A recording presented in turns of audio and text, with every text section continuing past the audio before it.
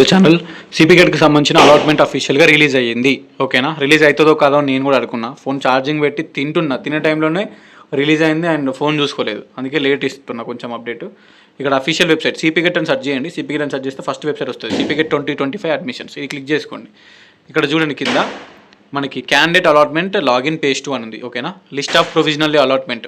మీరు ఈ list of provisional allotment click చేస్తే మీ క్యాంపస్లో మీకు ఎక్కడ సీట్, మీ సబ్జెక్ట్లో మీకు సీట్ వచ్చిన క్యాంపస్ ఏదైతే ఉందో చూసుకోవచ్చు. ఎక్కడెక్కడ ఏ కాలేజీలో సీట్ వచ్చింది అని చెప్పేసి మనకి అలాట్మెంట్ లిస్ట్ అనేది చూసుకోవచ్చు. సో దట్ మీకు ఒకవేళ సీట్ రాకపోతే మీరు చెక్ చేసుకోవచ్చు, ఆ కాలేజీలో నాకు ఎందుకు సీట్ రాలేదు, వేరే వాళ్ళకి నా కేటగిరీలో ఉన్న పర్సన్స్కి, అది మేల్ అవ్వచ్చు ఫీమేల్ అవ్వచ్చు, వాళ్ళు నా కేటగిరీ ఉన్న పర్సన్స్కి వేరే ర్యాంక్ వాళ్ళకి నీకంటే మంచి ర్యాంక్ ఉన్న వాళ్ళకి ఆబ్వియస్లీ సీట్ వస్తుంది, చెక్ చేసుకోవచ్చు ఎంత కట్ అయిందని చెప్పేసి.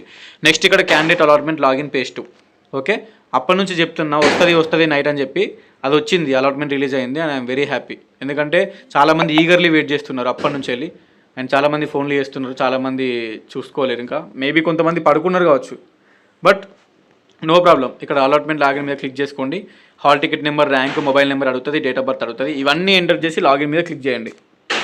లాగిన్ మీద క్లిక్ చేసిన తర్వాత పాస్వర్డ్ అడుగుతుందండి, పాస్వర్డ్ ఎంటర్ చేయండి. ఒకవేళ మర్చిపోతే ఫర్గెట్ పాస్వర్డ్ క్లిక్ చేయండి, మీ పాస్వర్డ్ మీ మొబైల్కి మెసేజ్ వస్తుంది. ఓకేనా, ఎందుకంటే కొంతమంది నెట్ సెంటర్లో అప్లై చేస్తారు, కొంతమంది వాళ్ళు పాస్వర్డ్లు తెలియదు మర్చిపోతారు. సో ఫర్గెట్ పాస్వర్డ్ ఉంటుంది, ఇది క్లిక్ చేస్తే మీ ఫోన్లో మీకే మెసేజ్ వస్తుంది. అది ఇక్కడ ఎంటర్ చేసి ఇక్కడ వెరిఫై మీద క్లిక్ చేయండి. ఇక్కడ చూసుకోండి, ఇప్పుడు మా సిస్టర్ది మనకి ఫస్ట్ పేజ్లో నేను ఆల్రెడీ మీకు చెప్పిన, ఫస్ట్ పేజ్లో ఏమైందంటే కోటి ఉమెన్స్లో వచ్చింది. ఓకే, ఇక్కడ చూసుకోవచ్చు, వీరనారి చాకలిలో ఉమెన్స్ యూనివర్సిటీలో వచ్చింది. ఇది అక్నాలెడ్జ్మెంట్ కార్డ్ పేజ్ 2, అంటే పేజ్ 2 అక్నాలెడ్జ్మెంట్ కార్డ్ ఇది. కానీ పేజ్ 2లో సీట్ రాలేదు, జస్ట్ సెల్ఫ్ రిపోర్ట్ చేసింది, కాలేజీలో కూడా జాయిన్ కాలేదు. నేను ఏం చెప్పిన, ఫస్ట్ పేజ్లో ఆన్లైన్ సెల్ఫ్ రిపోర్ట్ చేస్తే సరిపోతుంది. ఒకవేళ ఫస్ట్ పేజ్లో ఆన్లైన్ సెల్ఫ్ రిపోర్ట్ చేస్తే సరిపోతుంది, కాలేజీలో జాయిన్ అవ్వాల్సిన అవసరం లేదు. ఇఫ్ ఇన్ కేస్ మీకు సెకండ్ పేజ్లో వేరే సీట్ వస్తే అక్కడ సీట్ అట్నే ఉంటుంది, అక్కడ పోయి జాయిన్ గారు. అండ్ ఇప్పుడు అలాట్మెంట్లో కూడా ఇక్కడ మీకు అదే చూపిస్తుంది. And if in case second పేజ్లో సీట్ రాకపోతే, ఇప్పుడు మా సిస్టర్కి సెకండ్ పేజ్లో సీట్ రాలేదు కాబట్టి ఫస్ట్ పేజ్ సీటే చూపిస్తుంది. అది ఎట్లా అని చూపిస్తే ఇక్కడ చూడండి, అక్నాలెడ్జ్మెంట్ పేజ్ 2 అని ఉంది, ఇది పేజ్ 2 అక్నాలెడ్జ్మెంట్. కానీ సీట్ ఏదైతే ఉందో అది ఇక్కడ చూసుకోవచ్చు. మీరు చూడండి, సీట్ ఏది ఉంది, అలాటెడ్ ఇన్ పేజ్ 1 ఓన్లీ. పైన అక్నాలెడ్జ్మెంట్ పేజ్ 2 ఉంది, అంటే పేజ్ 2లో అక్నాలెడ్జ్మెంట్ పేజ్ 1దే చూపిస్తుంది, ఇట్లా చూపిస్తుంది అన్నట్టు. ఇప్పుడు మీరు ఏం చేయాలి, 24 లోపు కంపల్సరీ కోటి ఉమెన్స్లోనే పోయి జాయిన్ కావాలన్నట్టు. ఇప్పుడు మా సిస్టర్కి సెకండ్ పేజ్లో సీట్ రాలేదు, ఫస్ట్ పేజ్ సీటే ఉంది, అలాటెడ్ ఇన్ ఫస్ట్ పేజ్. ఈ సీట్ అనేది ఫస్ట్ పేజ్లోనే అలాట్ అయింది, కానీ సెకండ్ పేజ్లో లాగిన్ అయి చూపిస్తే ఫస్ట్ పేజ్ సీటే చూపిస్తుంది.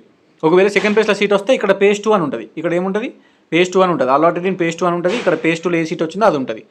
ఒకవేళ సెకండ్ పేజ్లో సీట్ రాకపోతే అలాటెడ్ ఇన్ పేజ్ 1 అని ఉంటుంది, ఇక్కడ ఏ సీట్ అయితే అదే ఉంది. పైన అక్నాలెడ్జ్మెంట్ కాడ పేజ్ 2 అని ఉంటుంది, కిందనేమో అలాటెడ్ ఇన్ పేజ్ 1 సీటే ఉంది. ఇంకా ఇది సెల్ఫ్ రిపోర్ట్ చేస్తే ఇట్లుంటుంది అన్నట్టు. సెల్ఫ్ రిపోర్ట్ చేసి ఆన్లైన్లో డబ్బులు కట్టిన వాళ్ళు, ఆన్లైన్లో ఎవరైతే డబ్బులు కట్టిరో కాలేజీలో జాయిన్ కాకుండా, మా సిస్టర్ కాలేజీలో జాయిన్ కాలే, ఓకే, జస్ట్ ఆన్లైన్లో సెల్ఫ్ రిపోర్ట్ చేసింది. ఆన్లైన్లో సెల్ఫ్ రిపోర్ట్ చేస్తే సీట్ అనేది సెకండ్ పేజ్ వరకు అట్నే ఉంది.